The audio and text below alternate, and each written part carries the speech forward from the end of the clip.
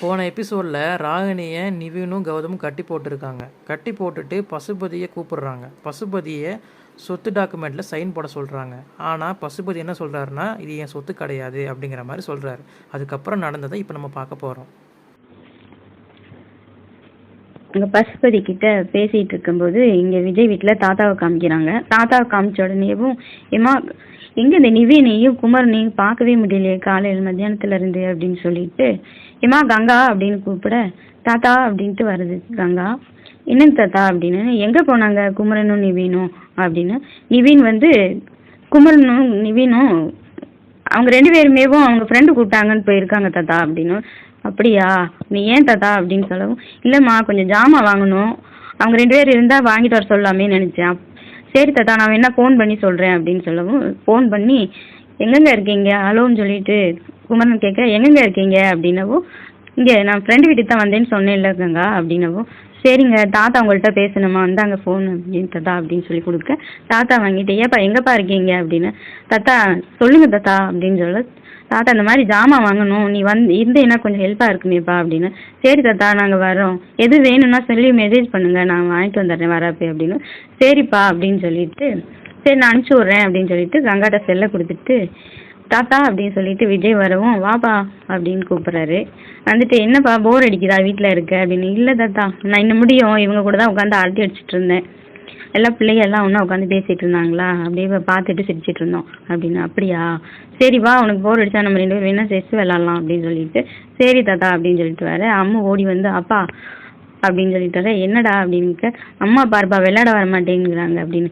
ஏன்டா அம்மா தொந்தரவு பண்ணாத பாவம்ல அம்மா அப்படின்னவும், சரிப்பா அம்மா விளையாட வர சொல்லுங்கப்பா அப்படின்னு சொல்லி காவேரியும் பின்னாடி வர, ஏன் காவேரி விளையாட மாட்டேங்கிறீங்கம்மா அம்மா வந்து சொல்கிறா அப்படின்னு. இல்லைங்க எனக்கு லேசாக ஏதோ தலைவலிக்குது, நான் கொஞ்சம் நேரம் படுக்கலான்னு தோணுது, அதை சொல்லிட்டு வந்தால் இவ அதுக்குள்ளாட்டி ஓடி வந்து உங்கள்கிட்ட சொல்கிறா அப்படின்னு சொல்லவும், சரி சரி பாவண்டா அம்மாவுக்கு தலைவலிக்குதான் போகட்டும் போய் படுக்கட்டும், நீ போய் விளையாடு பாட்டி கூட சித்தி உங்க கூட இல்லான்னு. சரிப்பா அப்படின்ட்டு. அம்மா சாயந்தரம் விளையாடணும் நைட்டு விளையாடணும் சரியா அப்படின்னு. சரிடா அப்படின்னு சொல்லவும் அம்மா போகவும், சரிங்க நான் கொஞ்ச நேரம் போய் படுக்கிறேன் அப்படின்னு.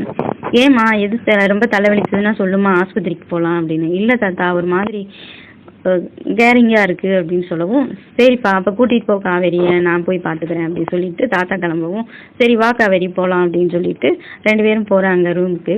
அப்போ மாடிப்படி தடுமாற்றமாக தெரியுது காவேரிக்கு. என்ன காவேரியாச்சு ஏன் கீழே விழுற மாதிரி போகிற அப்படின்னுட்டு.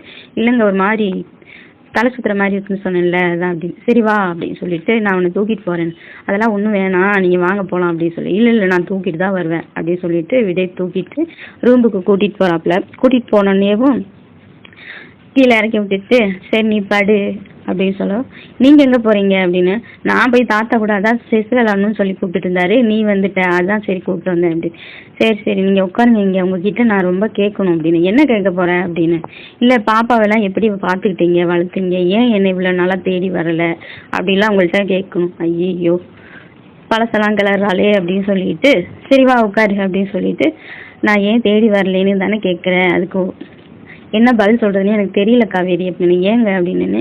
நான் ஆஸ்பத்திரியில் இருந்து கண்ணு முழிச்ச ஒட்டி நான் உன்னைய தான் கேட்டேன், எங்கே காவேரி எங்கே தாத்தா எங்கே பாட்டி அப்படின்னு கேட்டால் காவேரி வீட்டில் இருக்காடா, அவளுமேவும் அடிபட்டு தானே இருந்தா, குழந்தை பிறந்திருக்குது சிசரிங் பண்ணி தான் எடுத்திருக்கோம், நம்ம வீட்டில் தான் இருக்கா, அவளால் இப்போதைக்கு இங்கே வர முடியாது விஜய் அப்படின்னு தாத்தா சொல்லவும் நானும் பேசாமல் இருந்தேன். அப்புறம் 2-3 நாள் ஆச்சு, அப்புறமா அதே தான் சொன்னாங்க.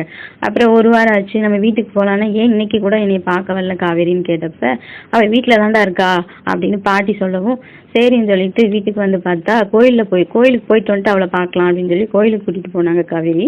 கோயிலில் கூட்டிகிட்டு போயிட்டு திரும்ப வீட்டுக்குள்ளே வந்து உட்காந்தபட்டி காவேரியை கூப்பிடுங்க பாட்டி, என்ன பாட்டி இன்னும் காமிக்க மாட்டேங்கிறீங்க கூப்பிட்டு வர மாட்டேங்கிறீங்கன்னு சொல்லவும் எல்லாருமே கம்முன்னு நின்னாங்க. ஏன்னு கேட்டதுக்கு ஒன்றுமே சொல்ல மாட்டேங்கிட்டாங்க. காவேரி காவேரின்னு கத்துனேன், நீ அப்பவும் வரலை. அப்புறம் திரும்ப காவேரி நானே போய் பார்த்துக்கிறேன்னு சொல்லிட்டு எழுந்திரிச்சப்ப தான் காவேரி உயிரோட இல்லை அப்படின்னு சொல்லி தாத்தா சித்தப்பா கத்துனாரு.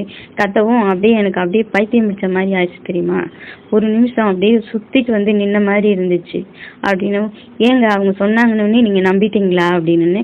ஆமா காவேரி எனக்கு என்ன பண்றதுன்னே தெரியல அப்படின்னு சொல்லிட்டு, என்ன பண்றதுன்னு தெரியலன்னு சொல்லிட்டு அப்புறம் ஏங்க என்னை தேடி வரல, ஏதோ ஒரு ஃபோனாச்சும் அம்மா அப்பா யாருக்காச்சும் ஃபோன் பண்ணியிருக்கலாம்ல அப்படின்னு.